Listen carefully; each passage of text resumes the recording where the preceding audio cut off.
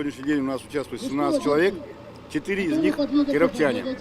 Очень приятно их видеть у нас в гостях. Вот. Наши спортсмены, конечно, выезжают к ним по 10-12 человек. Ну, будем надеяться, что они будут к нам приезжать почаще. Значит, из нововведений. Старт у нас теперь дается не флагом, а светофором. В принципе, что исключает, практически исключает фальшстарты. То есть спортсмены, то есть ушел человеческий фактор всего этого. И спортсмены как бы, ну, просто не могут фальшстарнуть, потому что загорается красный, потом зеленый.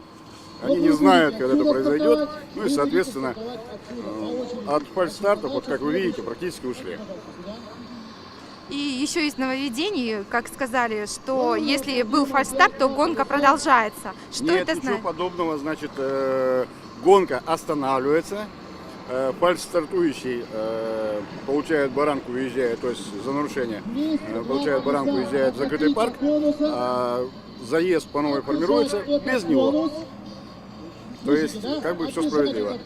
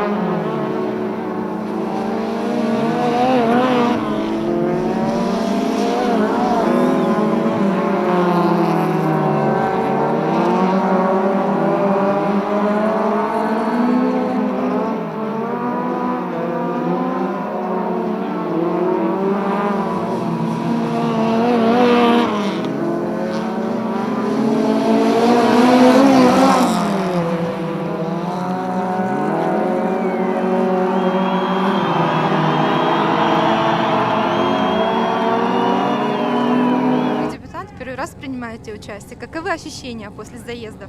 Ну, знаете, ощущения непонятные такие, вот, волнующие, конечно.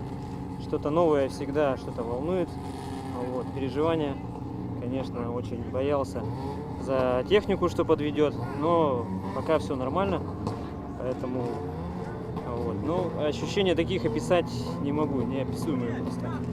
А кто из маститых гонщиков является для вас примером для подражания? Ну, это, знаете, вот гонщиков, вот был у нас гонщик, сейчас не выступает, Пушкарев Владимир, также Сергей Шерстобитов, Максим Кулешов, Дмитрий Потапов, вот, Савин Сергей, вот эти гонщики, которые на их примере, на их советах я, так сказать, подготовился, вот, и сейчас здесь выступаю. А на какой результат рассчитываете?